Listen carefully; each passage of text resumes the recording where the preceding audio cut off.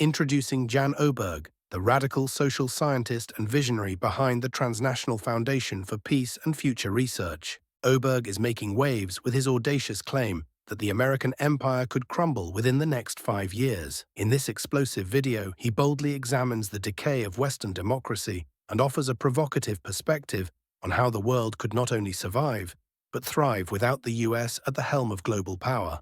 Prepare for a thought-provoking journey into the future, where the old world order is challenged and a new, uncertain era could be on the horizon. So I'm very happy to be here, and let me rush on to what I am supposed to say. First of all, the word multipolar. I kind of think that a pole is a thing you dig down in the soil and it stands there solidly and unmovably like a Greek temple or something like that. I'm fascinated by Chas Freeman's idea that we call it nodes, N-O-D-E, node instead, or something more flexible, something more interactive, something more dynamic than poles, which sounds like, 1, 2, 3, 4, 5 poles, and that's the world. I think we are more intertwined than that. What we're moving into is a networking world with some nodes. What we are moving out of is unilateralism, or the unipolar world, which has always been for simple-minded people. Whereas multipolar or multinodal world is a little bit more for complex thinkers. So the Americans, of course, prefer unipolar world, but that is too simple for a world that does no longer accept that kind of thinking. And of course, the United States is on its way down. It's just a matter of how fast it will go. And there will be ample opportunities for a better world when the US empire has gone, provided it does not go down by means of nuclear war. That's what we don't know.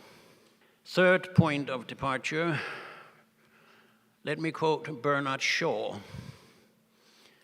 who said, and that applies, I think, unfortunately perhaps also to scholars, most people look at the world as it is and ask why. And then they do all the analysis of what is wrong in the world. He didn't say that, I said that. What we should do is to look at the world as it could be and ask ourselves, why not? And that is what peace research is about, in distinction from political science or international relations, etc. We are sick and tired of just analyzing what is wrong. Without a vision, there will be no future. Without discussing how to solve problems and what it is we're heading towards, we won't succeed, in my view, and therefore it's a damn duty of an intellectual to say something about what the future could look like.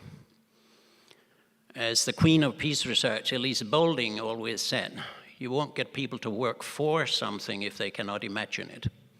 Imagination is a very important thing. So let me rush on to the first word, democracy. In the West, we can vote, but we cannot select. We can vote for people who some people in parties have put on a list where you can say, I'd vote for this rather than that person. And that is done by maximum 1 to 2% of the people of the West who are permanent working members of political parties. I'm not talking about those who go and vote every 4th year. I'm talking about those who are active in parties. It's one of the smallest movements in the Western world. That's those who are members of a party. And we have the guts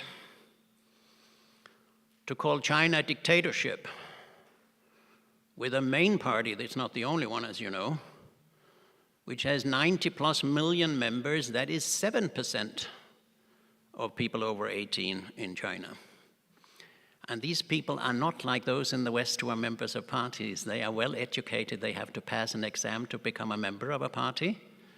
And they're committed to the development of the country, whereas in the West, you can be a member of a party, 3 different parties in a week, just if you pay, $20 or something like that for an annual subscription to the party. You don't have to do anything. Lots of the Western democracy is now being destroyed by the West itself, because some of the preconditions is free speech, free media, etc., and we all know, those of us who are in this business, that it doesn't exist anymore, or is being circumscribed very, very much. On a different level, democracy has always been lacking behind in the sense that we have no global democracy, but we have a globalized, or whatever you would call it, globally tending economy, investments, trade, etc., and we have a globally thinking finance world, and we have a globally thinking military world. But democracy is still limited to each nation state. I can vote for who is in the Parliament of Stockholm or Denmark and Copenhagen. I cannot vote for anybody else. That is, of course, meant to be like that because we have actually no direct influence of who is running the international system.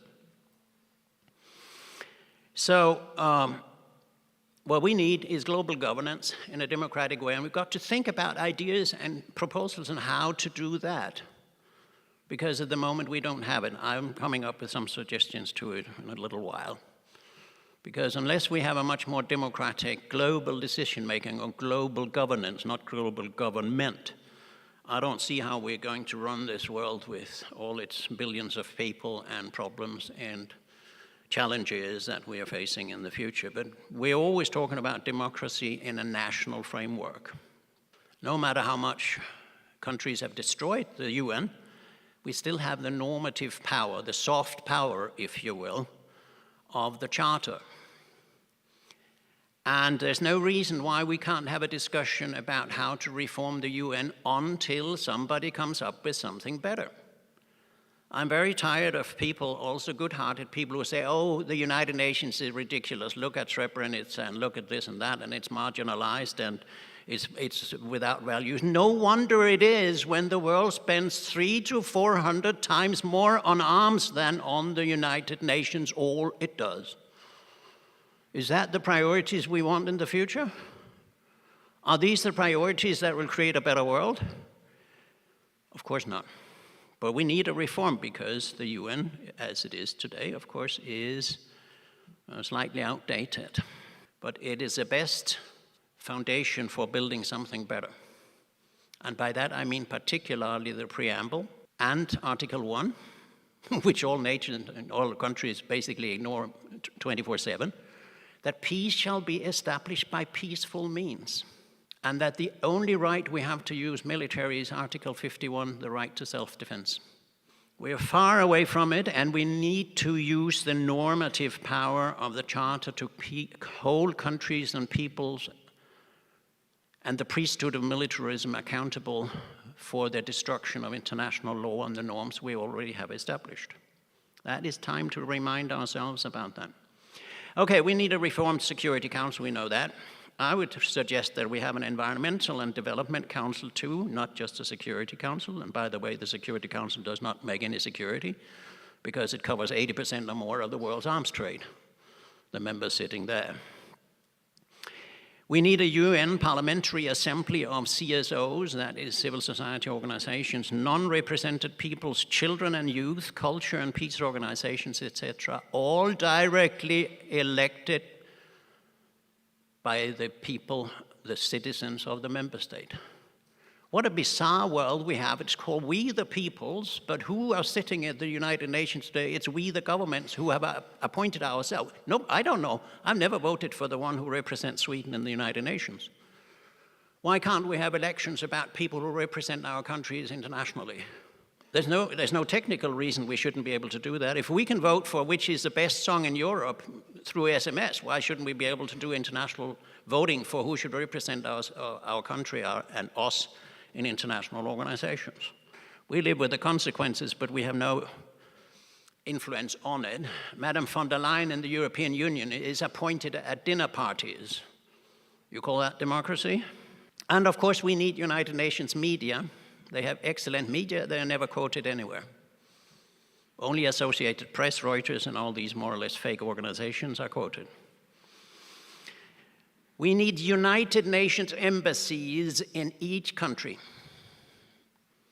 People who consider represent what the UN stands for and what has been decided and check whether the national governments and the member states are following up and aligned with what they have voted for, and have a dialogue all the time about global governance at the local capitals. And we need, of course, UN or world governance ministers in each member state, as long as we have states. All this will be perfectly possible the day the US empire has fallen. And I predict it will happen within 5 years. I know it's dangerous to predict things like that, but it will not hold for long. All the things we meet and talk about, Ukraine, Gaza, Lebanon, Iran, Israel, whatever will come up, Cold War against China, my dear friends, it will not last. In conclusion, Jan Öberg's provocative predictions invite us to reconsider the foundations of our global order. His bold vision of a world without the US as the dominant superpower challenges our assumptions and compels us to rethink what true prosperity and peace might look like. Please don't forget to subscribe to our channel so you don't miss out on new informative videos. Thank you for watching.